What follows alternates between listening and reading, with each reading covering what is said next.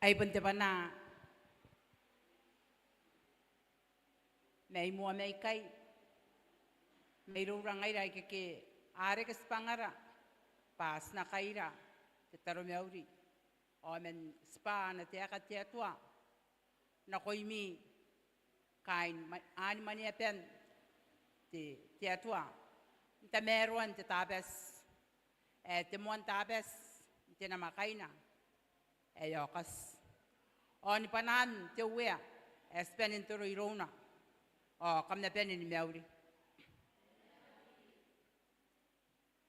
te panani busmai na koimi ni kapeni e mua meiron te yare na non te piroto ni karokoa te unumane o te unaini skakwawa pa rokoran te tayayo yan mania penetap ponsaki kapeni naratai awaki peni puakaratai pas penen roko pas na mga ne po yan ape on kamuamuara na pa yasan kawa kinira inanun te wike apanin o inanun na natapes ari eroro ko irora katua kaisuan te kaispongin te wike awayo po naratai ari yasan na nganira arawea awatwara paratai kete pong yunus kokoro raka may poko ni pong pate pong ari yasan tabuya yasan karoy-roya ay musrawa na payay o kam nang penin busmayak te taro meuriyay ari nakairak yay iron ena win te atuan te tayay anatoro pasta sitaw are yaka yabusmaya na ba na konte taro meuriyay o saki rorome pasirang iningay nga ni kanimang ngorarik anakatawroya riyasan katawroya ipukin ana teka tiatwa are na mga kunandik pa kaidan meura o kaniyara dikin na kunako nakon na nakanta ni nga tiatwa pasta sitaw stataro inanora pa tirare ko na tiraya ko san katawroya anakakapaya awan nakawakin tiatwa inapunrohan ko inanun tayayo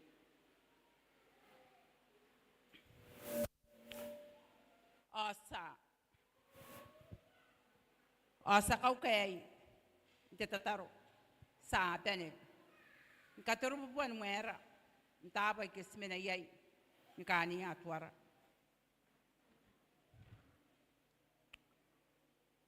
komaka are wean karaba me onapia apunara wean apian koe skaraba ko skai tauko ibukin tamero ante tapia sei are kosan mga karokoira on karikira pakain ng aira saroko yanumam pas na tero meuriko sineboy ko tetwa asbubusiko pa kunaroni ra ngaira kay ni kapene inanon nebuam amraw am kakawakin me am kakapaya enamera irora ni kapene ngaira kanasim ay kastay metuanu ko koriko saksi ngaya tetwa me stay metuana pe nuringia tarira me manera aliska kwa paspon peni kaina pe ne poi kon te pon ngayo pon nam tapes tetwa are ko pon tekin na nampoki kuna me na irura ni kapeni o kuna ronira siraro me atwara pasataya papon nasim ngaira ay katani pure me namtangira dinanon nasim mare Yesu kwasan nanganira tikona niya irora tikanta ninga keti hope pa sina mga po ni meu ngana soni mea kinna. Kona ronira mei muana inkarukua tokina kakapaya ariki ari enariki pa amtorun titai ayo. Kapara era pule te atua kanira ronira kakura-kuraira. Ilo nasimari Yesu sakaniko. Amen.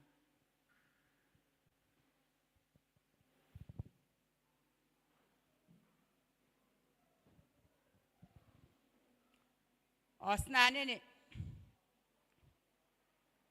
Aramuan na nene. Nepo arana. Tinampa ya wani pui meto wana. Akamata yo kanti. Sakosa pas merurung. Siroko pas na tero meuri. Pas na nepoya. Osna kamua-mua ni panara. Kamnaongo terongorongo. Kamnaongo terongorongo. Pas bene ni buah.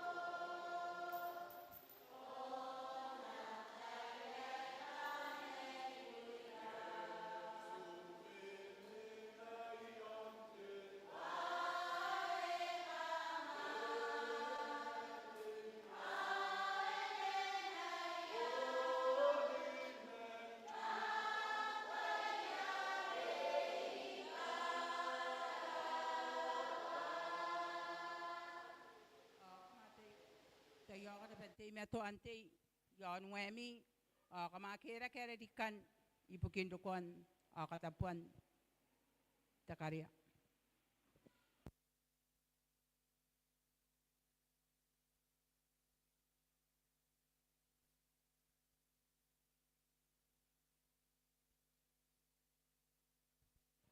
Sa poperakin tataro.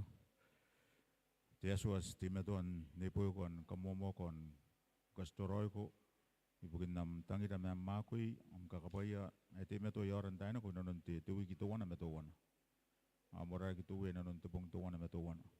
Suka huwa ba dia kiang ko ya tasina ko nandaki kosi nanon ti tape siyun numamaya etapoyo. Ayere rabusi tamera pang kaisiro ko menaron kapani suwosi na ba arakari mera kabui akia kanten nga kita mera ibukin kana korawan namwa ke mora rigina pa ibukin tetekin namtek. Kabaye rin kapani kabaye kere kiru ya akia kinap. Me sinabubusita mera pa sinapun kaungakin tayo na ko ba sinanganga. Ibukin uyam. Kakabaya kan dari kari sekuruku orani dan dara tar bauri amang uri matam tita yei. Ay kaya terus sana ko imidun na si Mari Yesu. Amen.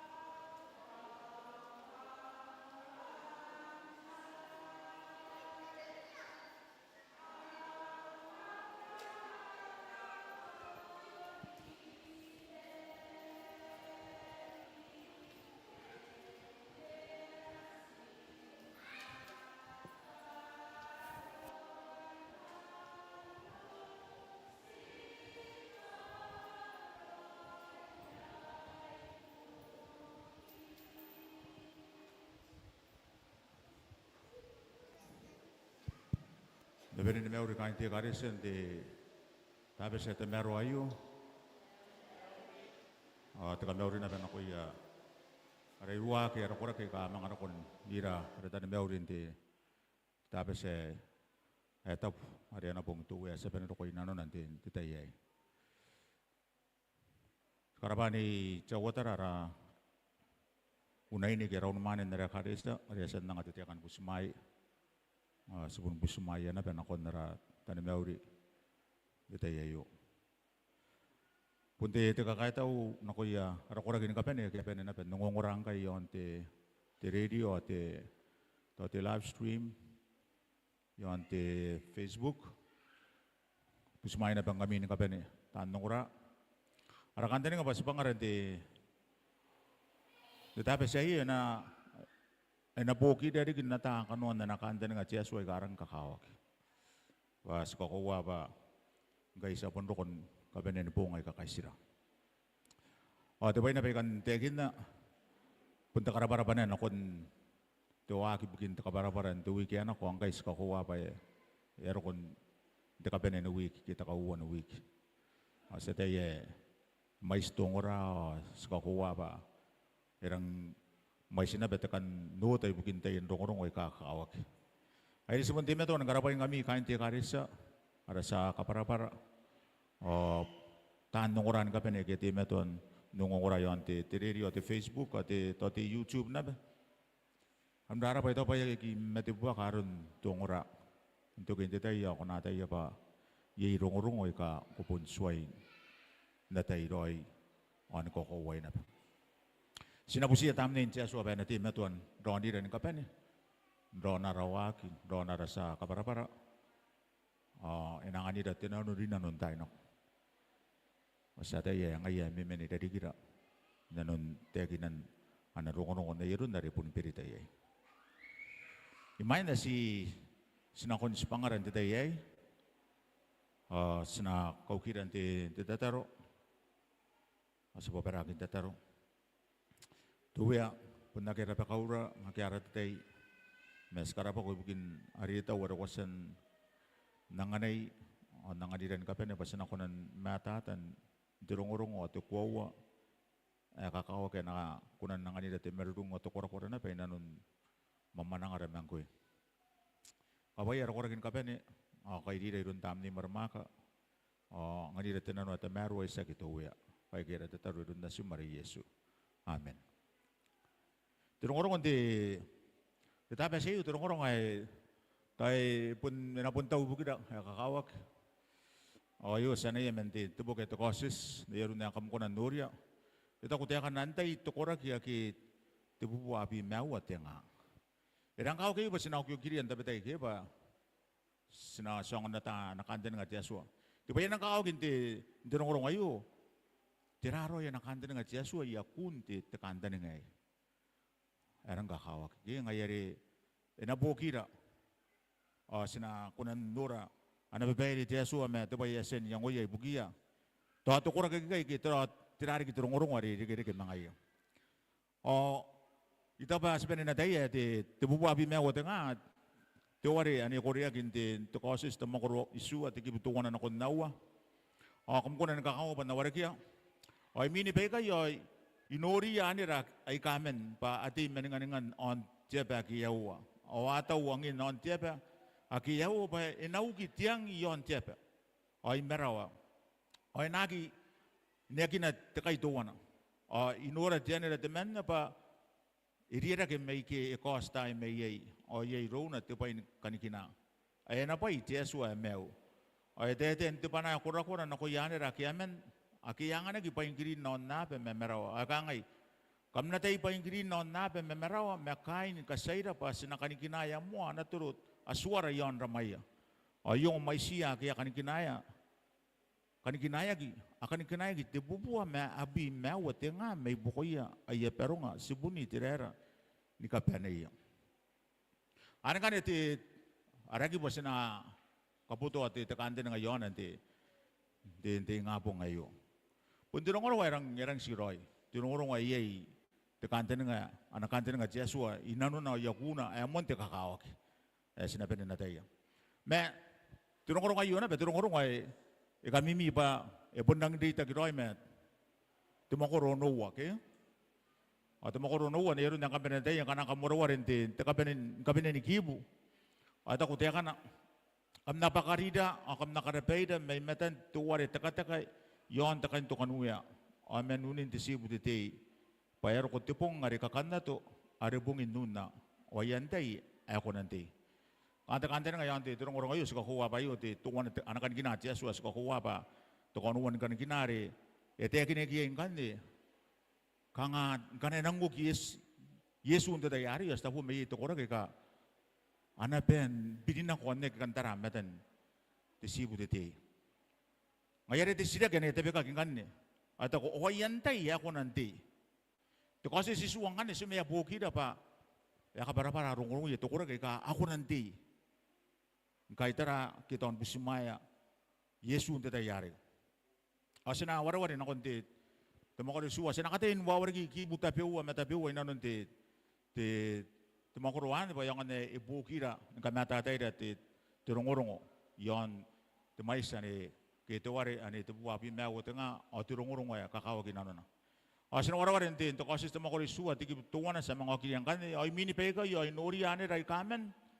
Pa ati men nga non tiapa kiyawa awata wangin non tiapa akiyawa pa inagu gitiang yon tiapa ay merawa ay nakin yakin at tikay na turong ay yakin na pa yey yamen anira ay ka atawa ang non tiapa kito tibwa ka na kun non tiapa kito tekanga ngay na ro kun non tiapa kani tekante nga yin turong ayo ay mga tiyakin ng banakay, ang kwari amin ang nawa.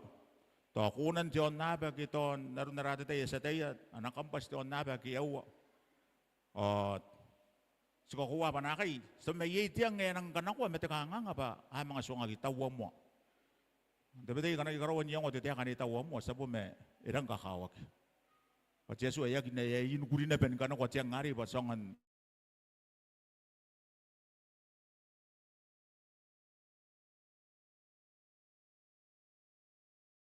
nanong nga kita yari sinarian dauroi na ko ba ganero ko ti akan ako kya nga kya wai ke yan ano na sina ko nan dauroi mai na kanta kanta nga monte kakawak ay Yesu ya tau tau mo pang kanaro ko ba kay ano na Yesu ay nariyan yay ana bebede ibuki ya no mata kamdora tiang diteten burabe sa seben na daya kay buntin tayo ko bukin tibwa ka ke kita te kanga ngenero ko kita karota ngenero ko atau bayi kibu tapi uang nanti kene kan Yeremia abimnya ruai wati kibu tini bima ono watani resu wati kibu wa ay kabuta ko kan tiran bangaje tibutan namet tiran na titano tibutan namet ay ko pun nanti na pamangkane pun ko tiang yon tiran ke tari ke memerawa ano na sko ko ba ya pun mer buna ba kita buan kita tari ke tiran nan o ya kakin kan tibuaka kane tibutan namet e pun sukundaw mangkane ye tibuaka ero ko ngayon kay suka ko si sinangin daw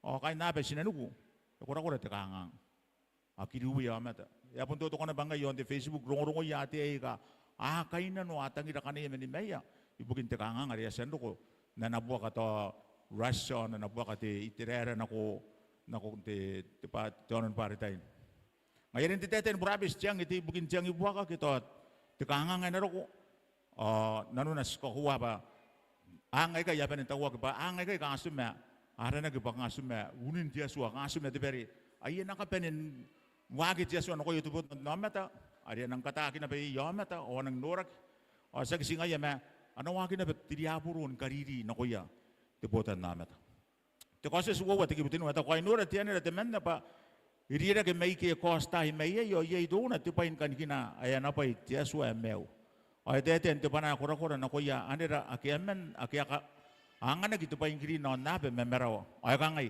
kamna te pa ingri non na be memeraw makai ma ni kasay da pa sinakani kinaya mo anaturo aswara yon ramay kaya anura kaya anira kiamen kaya mga anura gitu men na tianira o te men na tianira ayo te akina ba i-recommend ita pare costa imeyay nanu sabihin tayo baka na-recommend ita pare costa imeyay nanu nakapon na rakanta nga sumati to narakataw-taw ti menu ari pun kokos mayay kita ti menu kun neron nari tapon ti kampas ya kiyaw sinawri nga na pa kamnora tinunguro ko yon ti kane yito pa ya kos men ti menu ko anto pa pare ti akin nagdano ko ba ni ti tapo ya pun kokos mayay ti aswa ayari ti tiani rayu sa kitene na nakya pa tiani ra pun manang meron ti aswa paye te rongo ke te makuri are na koroya nero na korea ke nete kira abi metenu ati bo kam konan pun warga na mitai mata yu wabi mawa wab mesua teni bui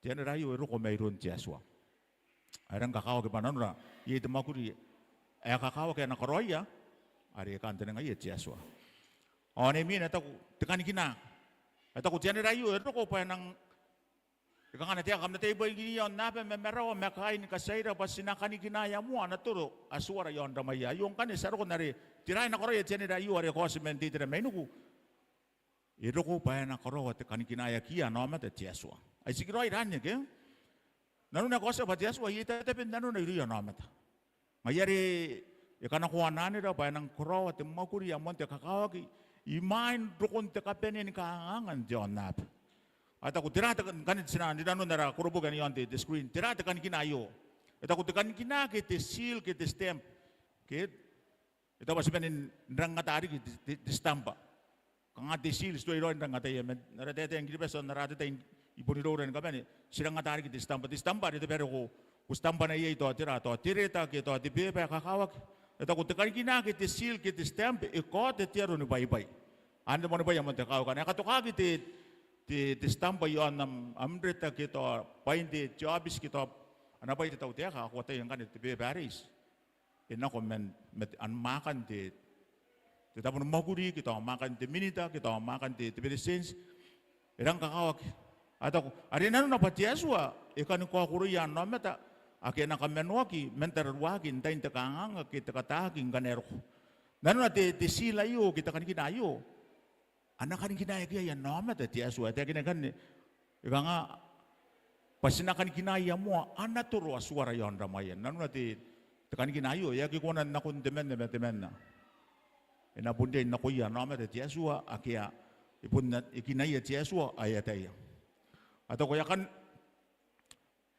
Arinan na batia suai nakakuriya nama ta akia nakamenua ki mentar wakin tain tekanganga ki tekataking ganero ayo bukin na tuan erang kakau kasina pun nanu nanti ki tekan ginayo enaro ko pa enakamenoira ari nanu na tia suai enakunan kamenoya nama ta tain tekanganga kanerik atau kaya nakota kinaki nama ta anakan kinayo tia suai tuan me pokon esben na taya tuan tekan kiname ane kuriakin Jepe te metenua tuana te metenua te bimawa o yena banen te jepe to awa te ki buabis na sinurian te warware yang ada si satana kanten nga te kanten nga torong ayu jepe to tuana te metenua o te bimawa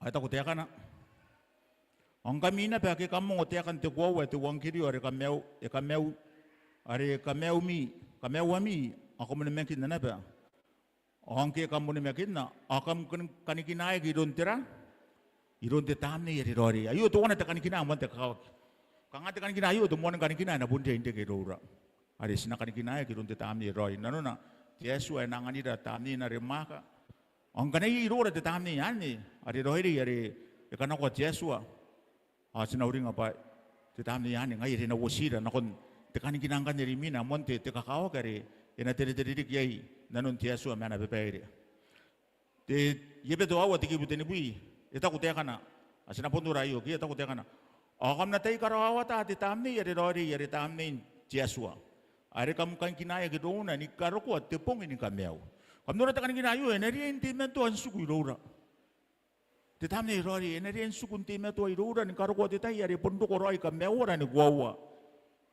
Iron Tiasua, rokon nasina, ari Yesu Kristo. Ita ko te ngorong ane korek. Enakonan sita po arora, ngana starai sua ke merenan tiamata. Suka ko ba, ye na sua Tiasua ke te buina. Ona sua Tiasua ikai, wo makorona to, mo na makorong ko tisua merenan tira. Merenan Tiasua mandai, mamata. Ataka wo merenan tiamata. Ngane Siya ko ni penin natayaro ran kape na pa suwa ke ni aki onowa ke merenan jamata kapuntit tupa ya tianu ni mewas pun ko na nori dan kape ni ba sukuna ni boroy ay may kay ni kape ni mangkan nestara te suwa ri merenan tiasuwa jamata yengan ito kakuro nang noraki o to kakuro nang noraki ita ko titekan ikan Tesuare pun ko te roi nanon de te ka te kan kina pun te tabas. Ayo ay pun te kinna na ba te mena ra sokorbo kaya kina kirora. Ata ko sinapunde na tayo pa te kan kina tuwan ay mon te kakawaki ay pun irokon ni metua. Ibukin na pa tuware kaitara pun kaya na ba corona mo gudin ni kaitara na ko yai. Pun te pung ay te tabas ki. Ngayon sikunan nora kini kapen suwa ke onowa. Ay kamun penin na tayo ni kapen. Mangane saro kon suwa ke merenan tiasua me jamata o tuwana me bu kon na suwa tiasua ngai kai na noia pa sina punden ngani kinai kiai ata ko te kan ikore gan ayo are ena pun kata kiro ye te soni me gini gwawa papun tisuana ba kai tara taatan yo ante screen kan kamu kon ndora te kanga te stampa ke kita te seal Awabe sa kakin sil John na bayo. Bahita pa yang mata terura siniri na tayo. Pati sil kita atis tamba. Ari pun na ko men rapatan ti tauteka. Kita rapatan ti rapata ay punti pun kinak. Tinua pa ina no ni karang kau kita wana tiara. Teka wuwa tira. Nakuana. At teka tinua. Kita pare meka yai ke. Ayakan esku nandoria. Tierra, tinakwa, o tetap. Ngana ko rawar ente te Josina ko wapi te kibu te metona di kaki angkanya ko nanori apa ngai te suare te bina e ka mata apat apun ko te roi ba te tabes ipenero yei kanuan te kanikina ki te sil ki te stambayo pa isuang ko roi yei arantieswa ke isuang ko na ben nakuana isuang ko na ben titapo aremena yana nakaten warga na ko mi Josena ko wabi tiki buanua na konte tipi metowana ata ko teka na ko nauri nga tepong ata tapes nta buya ona pong ngambong ni maguri men kasam maguri te kai sipong nga tapes yo ya suam ko na tay maguri ito utan ang goy menasim temane menasim jaine mam turu temane mam turu jaine mammen mamirua inanon namo pa karaw yo me onnabe me merawa me pain ka pen e nanu yan no pong ito kin karain pain te kai sipong mangayari karaw dua tepong ata tapes yo ay tapuya ngana sunura te stambay kai yo anda na tapes Yesu abun matat antay yaran te tirati aran te tuware te korea te suayo ke ngayere mo korara na yon te stamba punara na pun Yehova ke tira na kuana te sakarigipay iya na tabo e pun te kinakiro ikan karawa no na pen kapen ngayere ayo te tekan kinak kain ti kare siya monte kau kang kami kitan kamong orang uri ngang kan ba iri ayo bukin apa ay nadang na to ayo nakoy dai bukin apa tatan kina ba na maki kaya na kanikina ewa kita na bang kain John na bang ayo bukin ang kay yay detabes ay kay suwan pong oy na bet tibong ngari mangare na giru yatamen pa ay tabes na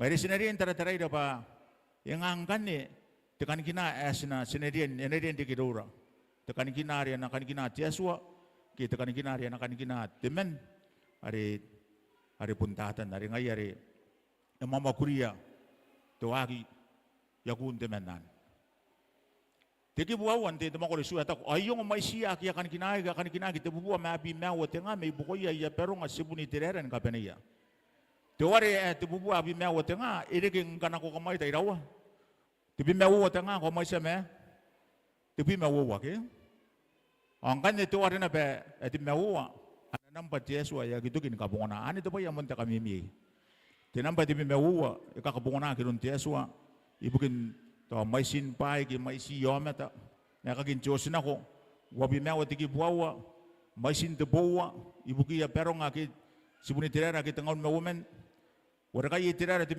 tenua to wana ko ngwa mai si tan susu aki akan aku kinako kanan tumanu ya awa tiki bisua maisin ana matanui toromun na kerine yo tirera ruga tu wo tiki buti mewa na rigi Yesu nge erin emwandin te tempora o to kasi suwa meto wana ti mewa na kon ti mewa maisin tayin metarot ana o tayin nera arang maisirik idang kakao gitu wari ayo ti mewa nanu na tu wari ayo kang asumana wari ti Yesu te wari ipanin ba stabo meyaki ko narikin dion tibi mewa te mai sia tangiri ti Yesu mai sia na reidi mai sin ba pain ti tiru dari maribo kang ate wari kakabungon aro ti Yesu ay temen naran na pati te wari naswa sagsi ngaya may na bare tisua mas sagitekan tisuan kay sa masiyan tibi mewa ay ti mewa sabo me ta ko wa pun ti bukin tuware men betay kangapon na nawari ti Yesu pun do na sa tayo ba tuware apun ka kanwa tuware yay bugina yay nano na kakawak ti sisiragi pun si mai sei ti bubu abi mewa tenga na kamewa ki ata ko ti kandan kan tigi buayo kainis meteka ya sibuni tirera kana ko pun warware ran kainis bukin teka ya tirera aki ang kay sibuni tirera pa amen ko abun ko wan amen ako kayo ang tepe pero ngay kaya ayin metukura kay kakakuro na at ako aran niya pero nga sibuni tirera aki akabungan na akin na pen korea gintigi buayo meto din to kasi istipi mawo de isua aki yagirinan naroy yara nga tekarimi na kon tibina sume yuta ari sakit takarimu ya karimu O Ruben ya mangak. O ye na be kamang karina ko ye ka karinak. Ay nan no yone ye na kanten ngang kaya Korea ti tenan naray kay. You mean ti tekan ti tu wabi me wote nga are karin. Asukunan ye tamen yasen kunia tamen tan ka bara akang ay nanuna. Tati ba yang kakawa kay sinada yan tinan nome de ka na kay rungu ya patina rungu ya kan ko ni kainis na ko yana beti bu abi me wote nga ye tamen nasen ngorowan. Met tikanden nga yon ti bu abi me wote nga yo. Tuwari ay nanuna rang kakawak. At mayroon na si Sadeya. Kanay sinang dede yon ta kamewag. Nanuna sinatay pa sa bume ay si tukuragin ay kana kamewag ni kita na ay ko kamewag. At ibu api mewag nga dari mata tayo ro pa siya gituwari ari pun si may siya tukuragin kana kamewag. Tibuton nomete ete kina kerang kakawak.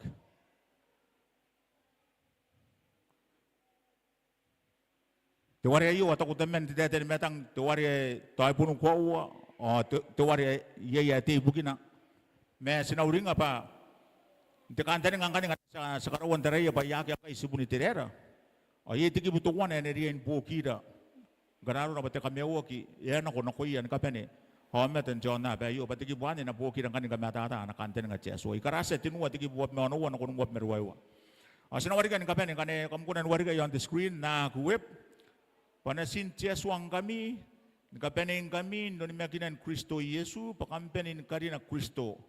Kami akan nakampabisto, akin ako na nun Kristo.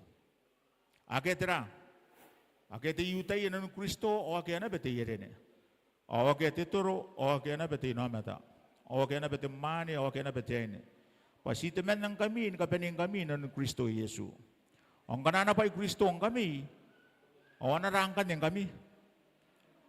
Anak kari gina bantay, Abiram, otan na pepan na irun titiakan na ako'y. Aki ang kay subunitirera, mga kamnurang kayo tabayari ki. Ngay day kayo ni kapen sepenin na rin ang iba subunitirera, Johnny Mac. O ito ko titiak kayo, o anak kari gina ba Abiram kami. O sakang andi ki pa anak kari ki Abiram, sari ki ibukin na pasipenin, Johnny Mac na Yesu Kristo, ariya sa nimete ibukin na kapen. Ayari ti tekanda dengan tin, yon ti bubu abi mewa tengah, ayari ni mata ti rura. Sakit tu warero ayari nabun kau wagi bai pun siakan ni, ti tukore kana mewa bai. Yang kai tukore kai kama mana kan ti tekin nanti turong-turongwan. Esi ti bubu abi mewa tengah na kamewa. Ganya sinang nora ti wari-wari mina. Sasanto kinari kang sibuni tera. Ganya ye tu bai siniri nuri amante kau kita. Imini peka yo itara-tara nak.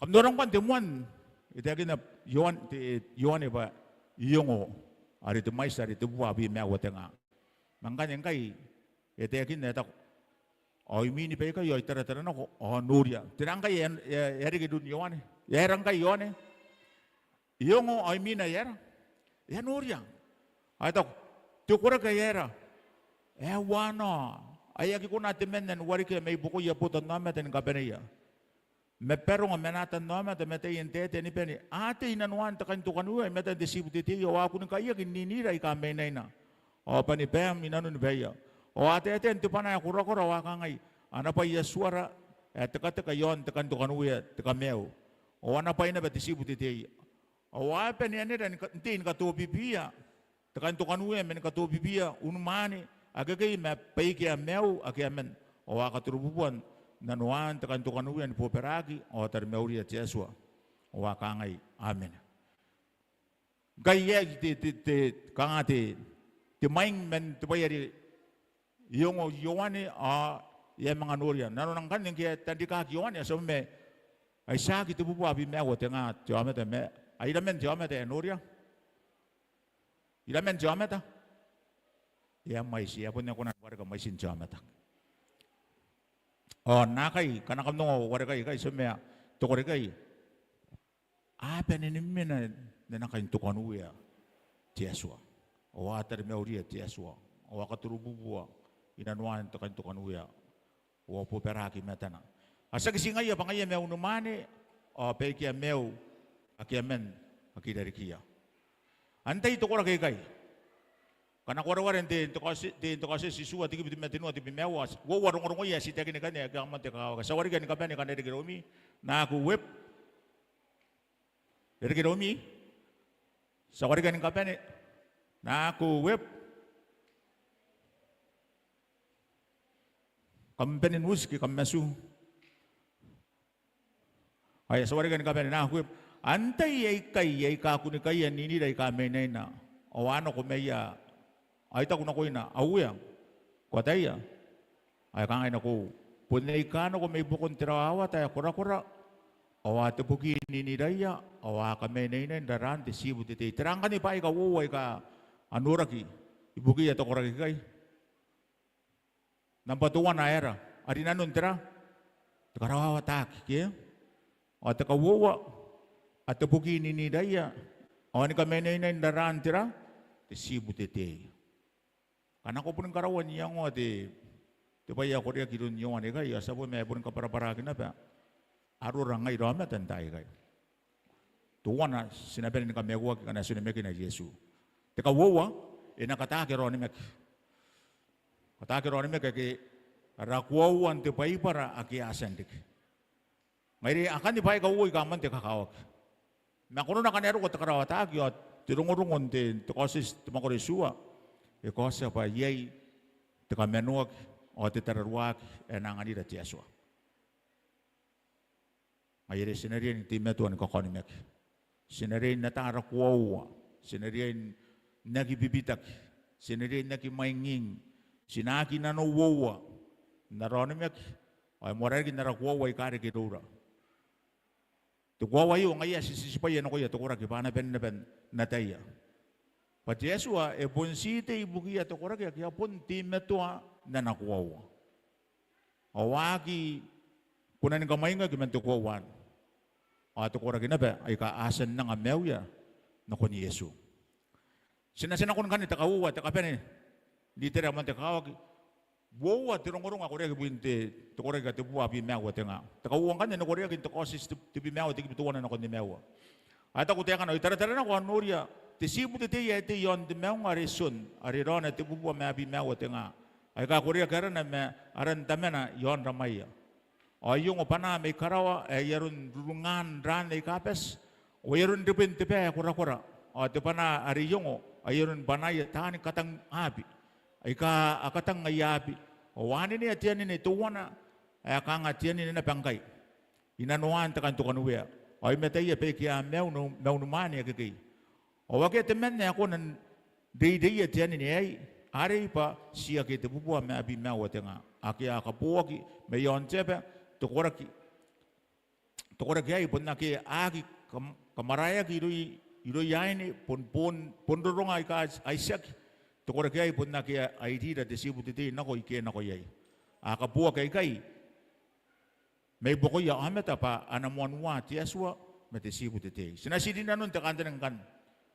Tirano nun titeka ayong kan titeka ya tibuwa bimewa tinga. Tirano nun titeka riya kuriya ki aran tiaswa yon ramay. Tirano nun takanda ng kan. Akuriya ki aran tiaswa yon ramay. Iteka na ni dira sa the seal of the living God we will place upon those only who bear a likeness to Christ in character. And the review and error, May 21, 1895. The name of God stands for His character. As the name of God is put upon His people, it shows that they are His and that they reflect His image. And in Testimonies for the Church, volume 6, page 365. Tukura kay ka amew na anakanta ni nga manapipay di Yesu. Tukura kay ka ki bana sa kosis Yesu. Tukura kay ka nakote Yesu na ko yataputan namat. Ngayari stapo me tekanta ni nga yon ramay sagno no benero ko tiyan dan ran stampa ni ramaya. Benano na ayayang umaya kanta ni kapani. Ipenin buroy on koroko kinano na niro na ritang di Yesu. Ito ko na bigay tukura kay ka akapuwaki. Ito pa kaya kita rong-rong sa daya. Ye nang dawat may ituan na ko rin tumani beto tuwa na timang anua timeruewa. Sawarigan ka pa na kanere ki Romi na kuwip. Kamatayin kami pa kamagkapuak intira. Bay ka nangim ka. Edi sila makura. Men narumi ni kaway ayaki menena. Aya kamangana ki mayuri ami pa kasibun tetea kan kaway. Makam kapuak intira. Tirara aya kakawa ki aya kangayarun raran tesibu tetei. Aki abuaka kana o aki pera kana raran Kristo. Aku ria ki aran tia suwa yon damai to korake kai. Mga sen kapuak ki tirara. Ay tako aki kamaray ki na ba ido yain ani takatinua. Ayo tia kan diveni bure. Ma diveni bure ayo tia kan ari nang kainis ma anak kante ngati kabay para.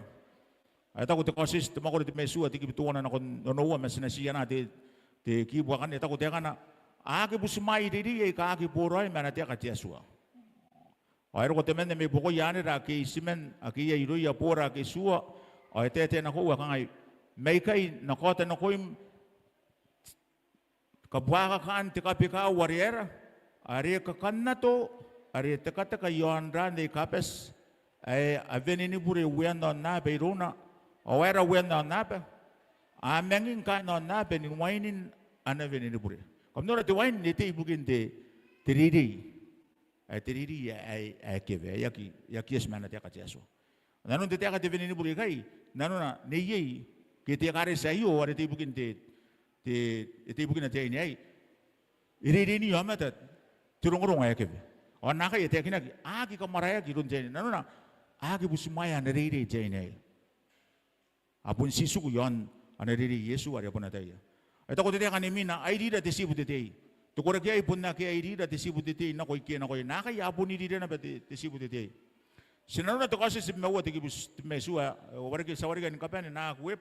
Oh yung tirakon na konjay nari yo na ko penera. Inabuakan niya na sinakita mang akaya kakawin na nasuat Yesu mentawa kosutan Yesu.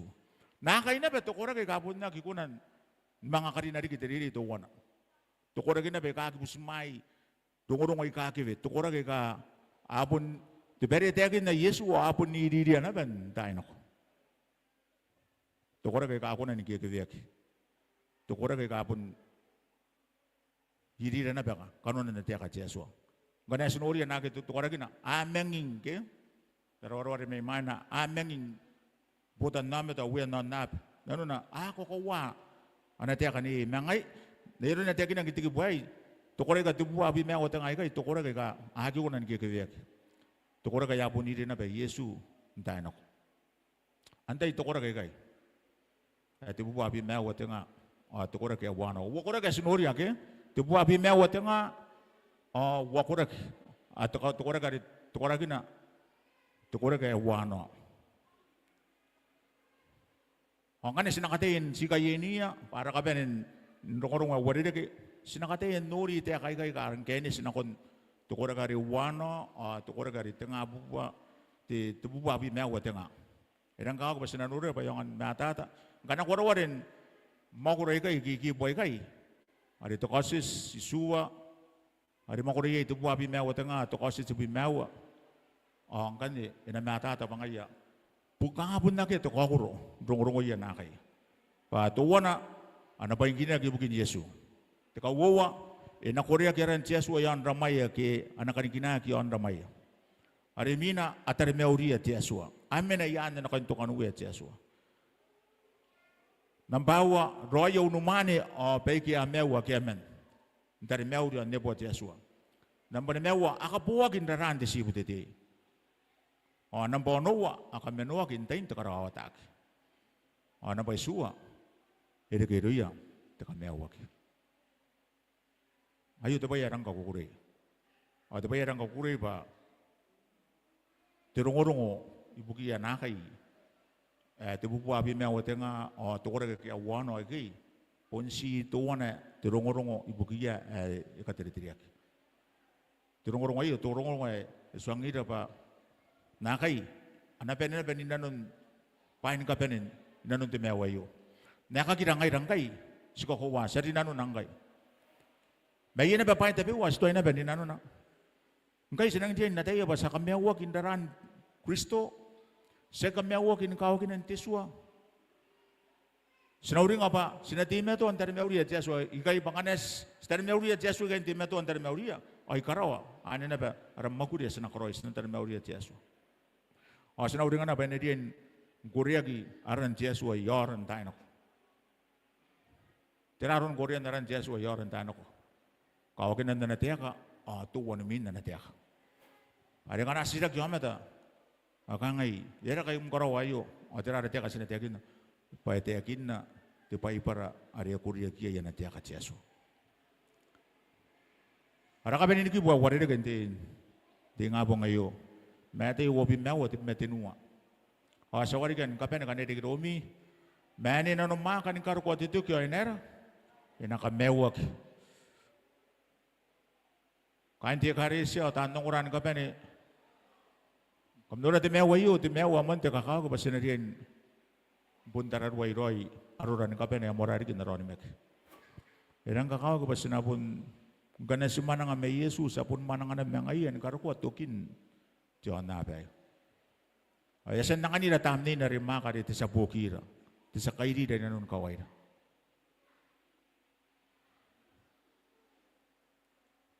Ito ko titiyakan, mani na numaka ni karko titukyan na kami wak. Ano rin di kirurat na numaka. Enagede ke dorare sinano makangkai ya mangaruko dura te memer sinakiya ke basinagi memer sinakiya ke basinano makan taino sinakakurkure dan taino sinakamerudugi dan taino andura tatan de monte kukure kana nori da basa mga monda memer masinagi kakukuriya tatan sinin kakukuriya tiaswa sinakiya kin kaben sadaya pa erang dawatat tekangang o tekadiri. Menaswang kami, esway na ben lukuroy tekangang o tekadiri. O sabu mesabon samuan na ben kunakin pa ay karik. Ay kawadidik kaya. Esway ndo ko yaman to kora. Ay te kinigay yari ngane kanok ko apay na ti anira kiamen. Esway ndo ko an. Merari pa sinakiyak. Sinakame tungidan ka pa ni sinatatoro ibugiran ka pa na puni ibugira. Pun saya itu kota kadiri, mayon kau ini dari kaya kora-kora. Gana suku nantukan kain kai. Asa tayo suku nantukan kain, kita yari kan ya kosi, imain kosi ni Yesus. Suku nantukan kai tadi di kahanga, ay karang kora-kora di. Aki ang kaya tahu-tahu wakina bedo yanera, aki amen. Esain putay na. Sinaga katutungan ay rota, ariya pun kanro ko, ay si kiri kakin na pake. Sinakatutung ayote pare ya pun wakin na pinanun tirawa tetekangan karukwa ya pun toki meuna ay toki meuna nanun te kokoni meki ay nanun meki nan Jesua inakabay na Jesua ng kapen ente di ngabong ayo ora kante nga pa sinakamerungira o sinakatutungi meuya tukura kaya ki tepupuabi meu tenga o kaya wano kaya yaki kunan wargia tu wari yoane. Kita ko tiyakan kunaran ti esnakay ni diyan ti tayo. Tiyan ni tuwan na sakit ko nanen ni tuwan na betyan ni idang tatang idan sinanen ni pa ikaw dungira ay yapon kan ti tay. Sabi ni tira ko sakay ni dan tiyan ni sakit ati tay rukun na rawya ngkay narun na natiyakan ako yan anariri ena mangok ana perita no nakoi mesakata ati tay sabi ni tira ko sa kainidan diyan na yo tinamba tinuwar way wani mewan tabugindanin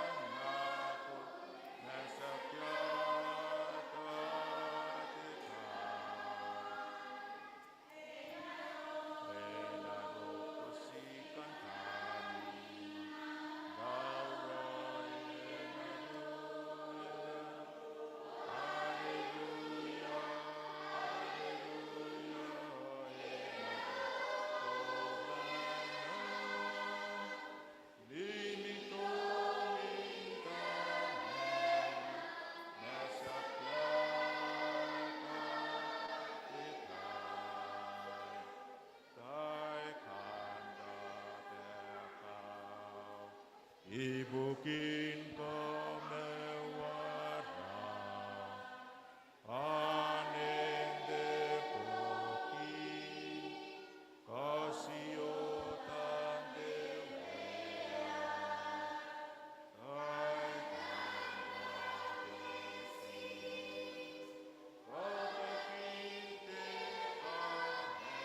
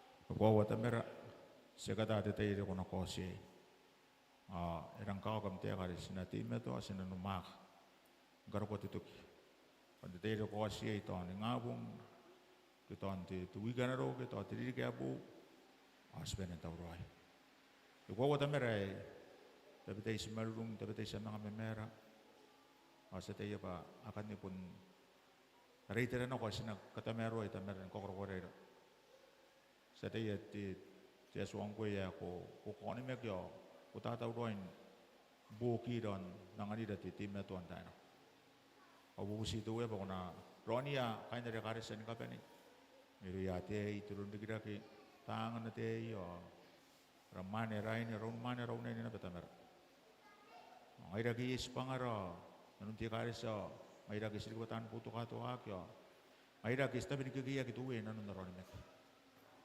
Subun kain ini kun tano kota merah. Subuh si pokona kuki do pasangan penen tauroi no konti tayari. Kau bayi kan dari kari si kaben itu korei dua ada korak. Kau bayari gitu ya ti tua kari dua kena kengai. Bicara rik orang kantin ngapa. Anak kau bayar gitu korak karo kon gar ki ongui ya. Ondor atau kantin nggak kau bikin meau ya tamar. Meneru rantu bongai. Roni dan nona betu iki abu tamar. Tu ya kapari era buru bundan buru ngai. Ikera itu terus anak koi metenan rinan. Sini naram nasi mari Yesu ari pun ngaya rawu ya ora sakameo. Amin.